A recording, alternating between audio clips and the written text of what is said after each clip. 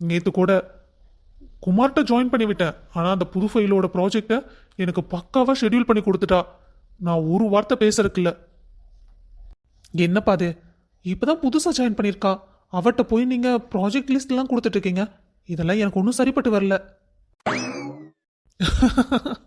டேய், என் அனுபவத்தில் சொல்கிறேன், அந்த பொண்ணு கண்டிப்பாக நல்ல பொறுப்பான பொண்ணு தான்டா.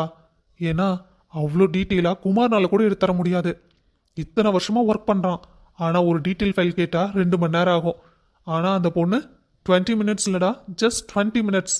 அந்த பொண்ணு எடுத்துக்கிட்ட டைமே அவ்வளோதான். இதுலேருந்தே தெரிய வேண்டாமா அந்த பொண்ணு எப்படி ஒர்க் பண்ணுங்கிறத? சரி, நீ ஆஃபீஸ் ரூம்பா, எதா இருந்தாலும் அங்கே வச்சு பேசிக்கலாம். ம், சரிப்பா. சார், அங்கே பாருங்க, கேன்டீனில் தான் அந்த பொண்ணு இருக்கு. பார்க்க அழகாக தான் இருக்கா. பரவாயில்லையே, அப்பாவுக்கு கூட டேஸ்ட் நல்லா தான் இருக்கு. பார்க்க பார்க்க பார்த்துக்கிட்டே இருக்கலாம் போல இருக்கு. இவ்வளோ அழகா இருக்காளே, அதுவும் சாரி. இந்த ஆஃபீஸில் சாரி கட்டிட்டு ஒரு பொண்ணா? யாபா.